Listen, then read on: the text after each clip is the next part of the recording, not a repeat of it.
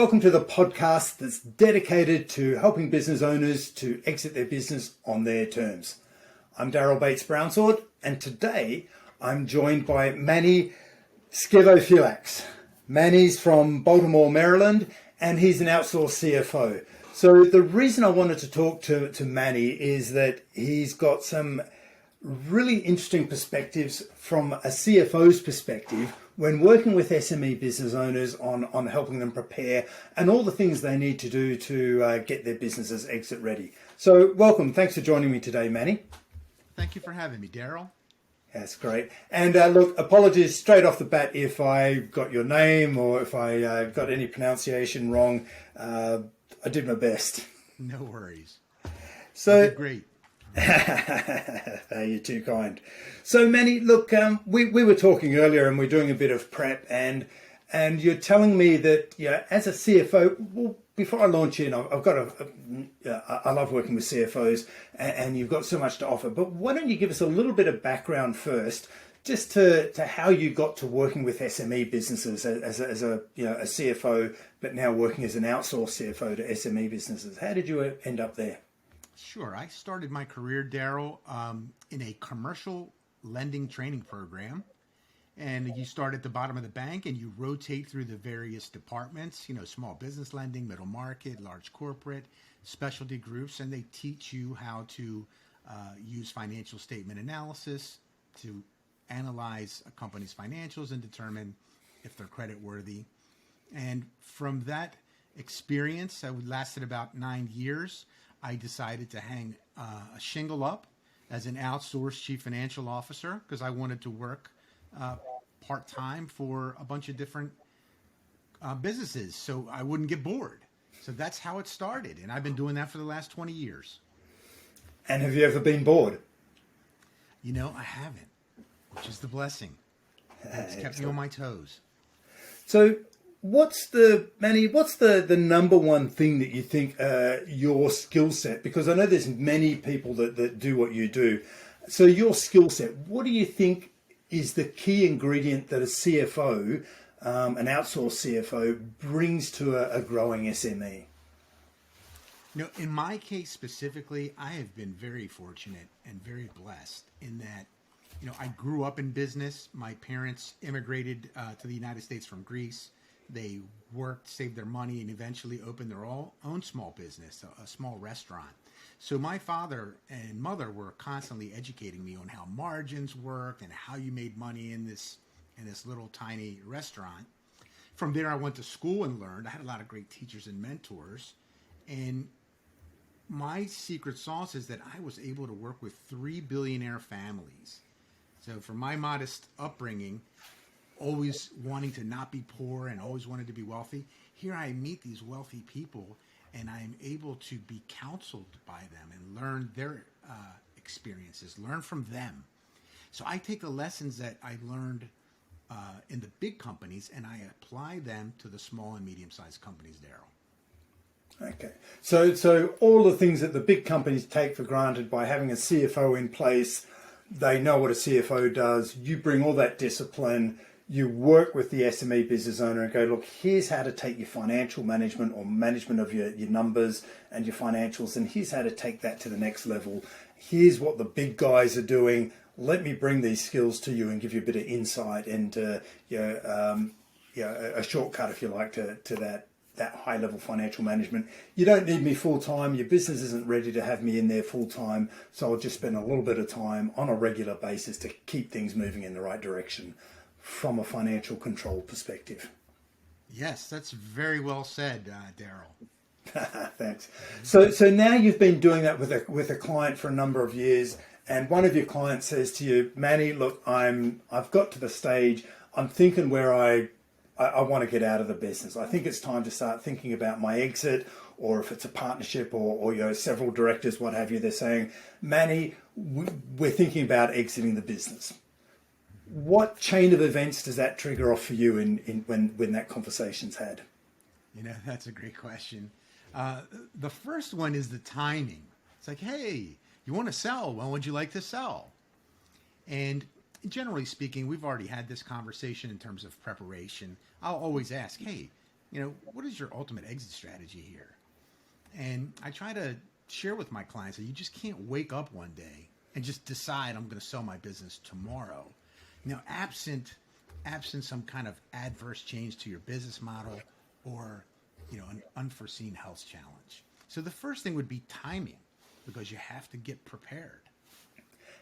Okay, so timing, what sort of answers do you normally get? Tomorrow? Yeah, I'd like to, let's see if we can get it done this quarter. Like, Yeah. okay, really? So they weren't listening. So first thing is you need to manage expectations, right? You've got to go like, this is a process that takes time. It's not a pull the trigger and it's done. It takes timing. So what expectation do you set with your clients of going, hey, look, if we start today, here's the soonest we can get it done, and ideally this is how much time we want to allow to get everything right to make sure that you get the smoothest possible exit journey. Yeah, great question. Based on my experience, Darryl, I recommend 2 to 3 years, so 24 to 36 months of a preparation period in order to maximize value. Yep. And what do you do over those 2 to 3 years? You must have something in the back of your mind. You're going, right, I've got 2 or 3 years to work with this. I've got to maximize value. There's a whole lot of levers I need to pull. What are some of the ones from a CFO's perspective that you need to get right so that when the buyers start looking at things, they're going to go, hey, this is sweet? Yeah. The first one is seeing how serious the business owner is about selling.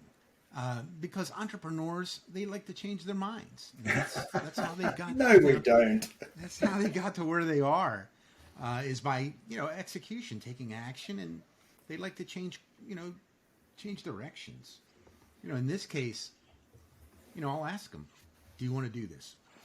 What are you going to do if you sell this business? If required, do you want to stay and work for the next owner for a certain period of time? So those are the types of questions that I would ask initially. And if they are serious about it, then I'm going to ask the most difficult question, in my experience, is how much you think your business is worth. And that's going to, open up Pandora's box. Yeah, so that's, it seems to me, the more I speak to business owners around the world, the stories are the same. So what you're checking in with is, hey, look, let me understand from the beginning. Do you know what's involved in this journey, Mr. Client, Mrs. Client? Do you know how long it's going to take? Do you know how much work is involved to get you there? Oh, and by the way, have you got an idea of what you want to sell the business for and what it's worth? Because what someone's willing to pay for it and what you want for it could be, we need to minimize that gap as much as possible, and hopefully have the gap the other way and have the business worth far more than you think it is. We need to allow 2 to 3 years. And I'm not sure if you said this, but what are you going to do after you're gone from the business, Mr. Client? Have you got something that's going to energize you and do you know what you're going to? And one of the things that you said earlier that I just want to explore a little further, if I may, Manny, you said you asked the client about their exit strategy. Exit strategy is some of those words that I've heard people use. So when you say exit strategy, what do you mean? What does it mean to have an exit strategy? Yeah, in my experience, Darryl, it means how do you successfully move on from this business that you've created? That would be the exit strategy. Okay. So I have some clients that are like, hey, I never want to sell my business. This is great. I enjoy what I'm doing. Based on all the information we have, I should be able to continue to grow and make a living. With other clients, I can give you a quick example. I had a client that was making like a 60% gross profit margin in their business, and it was so profitable because they were in this space in the beginning that they didn't have any competition. And then the larger companies moved in. I mean, big companies, because they were attracted to that. And next thing you know, those margins went down to 10%. So they were kind of forced to. It got onto their radar screen that they were forced to kind of get tuned in here to what they were doing. So back to exit strategy. It's all right. You have a business. You've been working here. Let's just say 10 or 15 years. What is the plan? How much do you think it's worth? And by the way, what are you going to get for the business? What do you think it's worth? Yeah. So we need to figure out what the options are. We need to see where their energy is and how serious they are about the options. If they're aware of what all the options are, what life will look like. So they've got some sort of vision of what's going to happen next. And for some, that could be some sort of general step down or fade out or some sort of crank it up. There's a whole lot of options available as to how their exit journey will look. And you're saying that let's get some clarity around that so we know where we're headed and in your role, what I'm driving you towards as a client. Okay, so there's our exit strategy. Now the client says, great, okay, Manny, we're now in execution planning phase mode. What are the things that you start working on from a financial numbers perspective that once some sort of deal or offer is made, when buyers, acquirers come snooping around, they're going to lift the bonnet, lift the hood. They want to have a look and see what they want to have some sort of understand. They want to assess the risk, don't they, of what they're acquiring. So what information do you start preparing for them so that it's there ready to go and they can go, okay, and they get confidence really quickly from the information you've provided? Yeah, they're going to want to see a preliminary due diligence list. They're going to want to see, for example, the financial statements, generally speaking, for the last 3 to 5 years. They're also going to want to see the tax returns for the last 3 to 5 years. And then they're going to conduct, an additional analysis to see how buying this client's business would work for them. Yeah. And, so let's dig into those a little deeper in the due diligence, because a lot of the people listening to this, they haven't been through the process before. They've possibly heard the term due diligence. They've possibly heard, I'm sure they have heard because we've discussed it before, that when you do the due diligence, it's going to be painful. So when you do the due diligence, what are people looking for? What are they looking for to be diligent around? Yes, if I may, depending on the first step is going to be to hire a broker if you're a small business. And if you're a medium-sized business, you're going to hire an investment banker.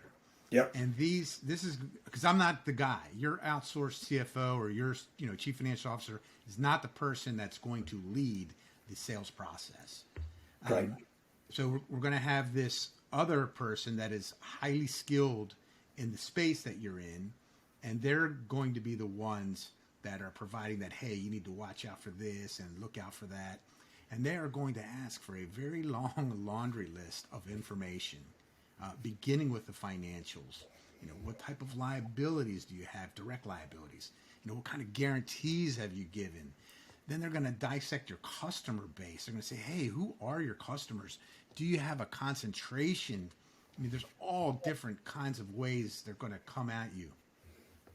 Yeah, this is the sort of detail I think people really need to know. So have some understanding of the analysis of their customer base, how long their customer, some evidence of how long their customers last. What's the churn rate of their customers? What's the average spend? How the customers were acquired and how the customers found your business in the first place. Then you started talking about the financials. We need 3-year financial history, 3 to 5 years.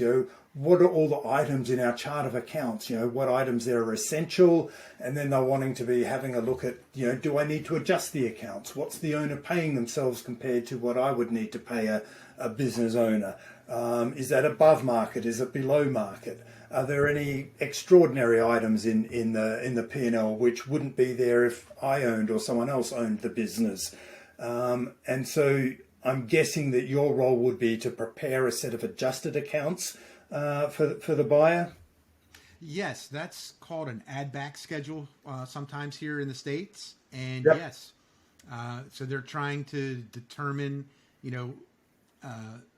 that the adjusted earnings of the business, which is going to take into consideration, certain discretionary expenses. Yeah. And you, I'm taking it, are going to be a first point or a liaison for a broker or an investment banker, given that you probably bridge the two worlds as a CFO? Yes, I will be intimately involved, together with the business owner. Yeah.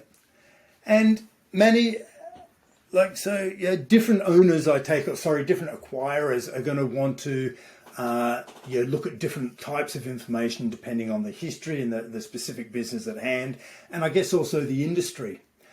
Have you got, and I know we didn't plan this question, so I'm just giving you a moment now to, I guess, prepare yourself. Mm-hmm. Is there something up your sleeve? What's the strangest piece of information that someone has asked for from one of the businesses you've been involved in? The strangest question. Oh, I'm going to need a minute for that one, Darryl. I can scan the memory banks. Strange questions. Nothing's coming to mind right now, but I'm sure something will come. We'll keep the conversation going, and I'm sure it'll pop into your mind later. Okay. So, I should have given you that on notice. That's okay. No worries. So, what about business owners? What are the things that they most often are surprised by, or don't consider when they start thinking about their business, and thinking about their transaction? Yeah, in my opinion, based on my experience, the business owners tend to vastly overvalue their business. So, for example, just throwing numbers out there, like, okay, I'm not selling this for less than $10 million. I'm like, yep. Okay. And meanwhile, with what little that I've learned, I'm like, okay, that's not going to fly. So I try to then put themselves in the shoes of their acquirer in order to help with the reconciliation of a value number. Yeah, here's how an outside person is going to value your business, because I've seen it with people with their homes, their cars, any of their possessions. They look at the house down the street and what they sold for, and they go, well, my house is better than that, so mine will be worth more than that. And they may not have even been inside that other house and inspected it, so they've got no real reasoning to think that their house might be worth more. We talk to a lot of business owners who are looking to sell their business, and they go, well, Joe Bloggs down the street sold their business and they'll just rattle off a multiple. Often they'll go, hey, they sold theirs for 5 times, and mine's better than that, so I should get 6 or 7, right? And I go, well, 5 times what? All right. And they go, well, EBITDA. And I go, adjusted EBITDA? All right. And they go, because they'll just think whatever EBITDA they produce is the right number, and I go, well, sometimes you need to normalize or adjust your accounts to make it reflect like it would look for the buyer, because you're only paying yourself a really small salary and taking a whole lot out in dividends. We need to adjust for that, what a proper salary would be. Well, if you do that, I won't have any EBITDA. All right. Okay, so we need, that's why we got to work on this business over the next 2 or 3 years, because the buyer wants to see a history of growing EBITDA as well. They don't want to see a static. If they're going to maximize the value, they want to see future growth that's already started, and you're on the journey to that. So we need to set and manage expectations for the founders, the owners of the business, and what, how much they're going to be put through the ringer, and how much they're going to be tested that they know and understand about their business model and how the cash and how the business works. A great set of points, Darryl. Yeah, thanks. The business strategy, I advise them that the business strategy is going to change, that they're going to focus now on maximizing the profitability. So I'm not saying that they're not going to be reinvesting in their business at all, but I'm saying that their focus will switch to short-term paybacks. So when I say to them that if your plan is to sell in 3 years, you're not going to want to make an investment in your business today that has a 5-year payback. Yeah, and the other thing is you need to leave some growth on the table for the acquirer. If you take all the growth out and all the opportunity out and leave nothing left, no one's going to want to pay maximum value. They're just going to pay the minimum they can get away with. They'll only see what the future is for them. Yes. Okay, so what are some of the mistakes you see business owners making when they're going through the journey and they're working with you to get everything set up for exit? Again, the biggest one, in my opinion, would be overestimating the valuation And the second one would be not understanding what that adjusted EBITDA is. Because unless you've sold a business before, chances are you don't know what an add back schedule is. Yeah. You know? And I've heard some stories of someone was telling me once, and maybe this rings true for you as well. If the business owner's too involved, depending on the business, but if they're too, they get drawn into preparing and providing all of the information for the potential acquirers when a deal's being negotiated, that they can take their eyes off the ball for the business, and then they get the double whammy of if they take their eye off the ball for the business, the revenue can drop. And if the revenue drops, well, and the deal doesn't go through, well, then that's not good. But also if the revenue drops and the deal does go through, the acquirer is going to want to pay a smaller price because the revenue's dropped and therefore the EBITDA has dropped again. Is that something that you've come across? Yes, that's an excellent point that you make. I advise my clients that, hey, this is going to consume your life.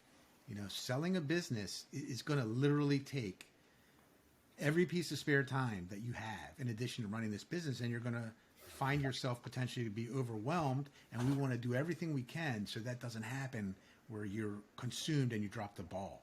So yes, excellent point. Okay. And what about the staff and the management team, Manny? Do you get involved in anything there in terms of, I guess, confidentiality or contracts to make sure that they stay and keep the business growing, ready for the new owners? Is that something that you're involved with? Yeah, that's a great point. So we will work, and actually that's an excellent point, and one that I forgot to mention is what you're saying here, which is the key employees. Generally speaking, the acquirer is going to want those key employees to stay, and it's a very sensitive time because you don't want to approach the key employee too early in the process to tell them that the business is for sale, because they might leave, or the process is not far enough along to merit talking to that employee. So, for example, let's say the letter of intent is signed and they begin some heavy-duty due diligence. Maybe that's the time that the employees are approached and attorneys are involved to shape these agreements. There are contracts that the employee would sign in to stay on with the new ownership. And an employee has a contract and they're employed, and if they're, is there anything else we can do to help, motivate or incentivize the employee to want to stay through the transaction? I'm guessing we're talking about the key employees here to make sure that they drive through the changes. Will that reduce the risk for the new acquirers? I think so. In my experience, and this is from historical examples, business acquirers that went in and bought a business and quote unquote let everyone go, that acquisition did not meet its desired metrics because you let go all the people that knew what was going on. We have a saying here in the States that says, do you want to talk to the boss or the person that knows what's going on? So you want to do everything you can, because you'll know as the business owner who your key players are, and hopefully you're taking care of them along the way as if the business is not for sale, because you don't want them to leave. They're the value. I guess the plus side to that, Manny, is that if the person that knows what's really going on is not the boss, that's a good sign that the business is big enough that they don't need the boss to be there to know what's going on. So that business could be worth more. I like how you found the positive in that one, Darryl. Brilliant. So look, Manny, let's pull this together and sum it up. I think what you're saying is that for a mid-market size business, if the business owners are they're getting to the stage where they're thinking about what's next, they want to allow 3 to 5 years, ideally in an ideal world, to be putting that plan into place. Why? Because they want to put together 5 years of financials and have a history of 5 years of financials of growing, healthy financial statements that tell a good story. They They need to have the systems and the management team all aligned so that the business is running, it's less dependent on them. They need to bring in someone with some high-level financial skills that really close to the business, of a CFO type caliber, that can put together and prepare all of the financials and present them in a way and respond to the potential acquirers who are asking for information about the business. And that CFO type of person can take some of the weight, some of the demand away from the founder who would be doing it otherwise. And that way the founder can keep as much time and energy on the business to keep the business driving forward and make sure it doesn't lose focus. And the CFO can put all of their energy into preparing this information, this confidential information. Because they're at arm's length, it's a pretty healthy relationship between the founder, the CFO, and the investment banker or the broker.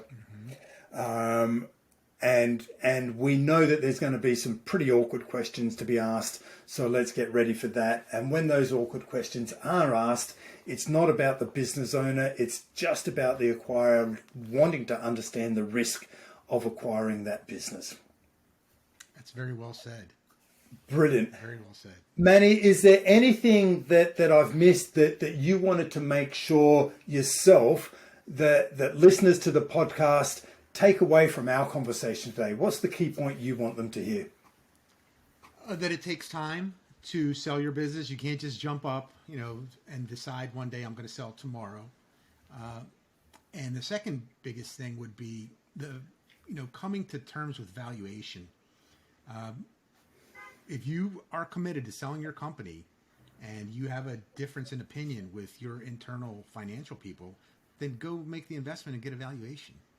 And that way you can see right off jump how in tune your expectations are with the market, and it'll give you time.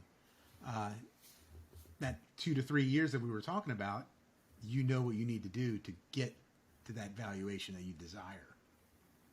Brilliant. Understand the gap, understand the reality, and if you can get there, if you can close that gap in the time frame that you've got at hand. That's brilliant. Hey, Manny, thanks for sharing your insights with us today. I appreciate you being on the show. Thanks, Darryl. I appreciate being here. Thank you for having me.